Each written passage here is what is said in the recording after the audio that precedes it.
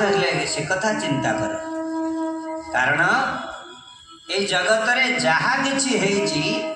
कि सर्व काल कृतं मन्ये भवतां च जद प्रियं सपाळ जद बसे लोको वायुरिव घना बळी। हे महाराज सबु किछि काल करिछि जदि काल द्वारा न होई थांदा तमर भलिया परिवार रे विपत्ति कुआडे देखा देता। थरे तो चिंता कर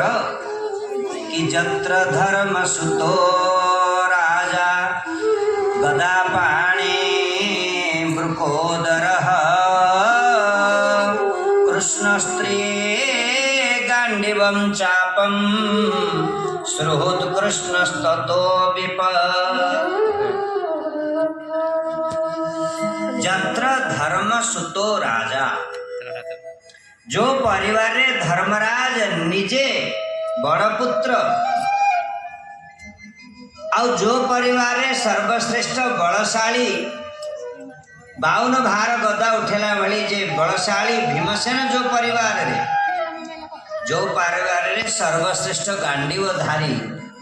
यज्ञरु उत्पन्न याज्ञसेनी जो परिवार रे एवं कृष्ण जहांगर पूज्य गुरु सदृश उपदेष्टा पुत्र सदृश स्नेह भाजन पुरोहित भली मार्गोपदेष्टा सबुकिछि जो परिवार पर कृष्ण सुख चिंता करती से परिवार रे पुणी विपत्ति पड़ुची। ए राजन तेणु आमे आज्ञा को गाईर गोबर कहले हाँ आमको विपत्ति पड़गला आमे किंतु भांगी पड़ुचे। कुंती महाराणी की विपत्ति पड़िला जो कहले ना पितामह भीष्म बोलचंदी गोटे परिवार रे धर्मराज निजे बड़ पुत्र निजे भीमसेन बलशाली आ गोटे परिवार रे कौन दरकार आपण दुख पड़िबनी बोली कौन रोजगार करिवे धर्म रास्ता रे चलिए तांगर बड़ पुओ सी साक्षात धर्म विपत्ति पड़िबनी बोली कि गार्ड वाल तैयारी करिवे बलशाली लोक बॉडीगार्ड बाउंसर फाउंसर रखिक 8 10 20 ना बुलिए कौन दरकार अच्छे से तो पूरा बलशाली भीमसेन परिवार रे सर्वश्रेष्ठ धनुर्धारी अर्जुन परिवार रे एते सत्वे मध्य भगवान तांकर हित साधन करुचंदी मंगल कामना करुचंदी किंतु तथापि जदि सेई परिवार रे विपत्ति पड़िला सेई परिवार रे जदि विपत्ति पड़िला सेटा काल करुनी तो किए करुचे। युधिष्ठिर महाराज कहले प्रभु जदि काल सब किछि कला कृष्ण आमर मंगल करने को चाहूँगी आउ मंगल हेलानी सब माने दुख सुख हेलानी दुख हैला ताले काल बड़ ना कृष्ण बड़ काल कृष्णकर अधीन ना कृष्ण कालर अधीन आपण कहते कृष्ण काल जयी कृष्ण होचंदी माने कालर अधीन होचंदी कृष्ण ए कृष्णंगर अधीन काल सबु कालर काल सीए महाकाल काल मध्य तांको भय करे जत विभेदी स्वयं भयम ताले भगवान चाहिए काल करी पकेला दुख कि किमती कथा।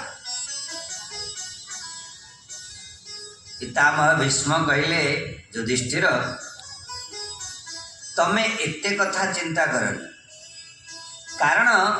ये कौन पे सदा बेले काल होची कृष्णकर अधीन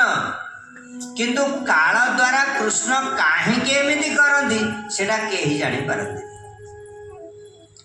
बेले बेले तांको निज भक्त गुड़ा को दुख दियंती किंतु काहेकि दियंती केही कहबे कले जानिबा को मु पूरा चाहूची कले तमे जानिबा को चाहिए कोन केते जण एमति जानिबा को चाहिचंदी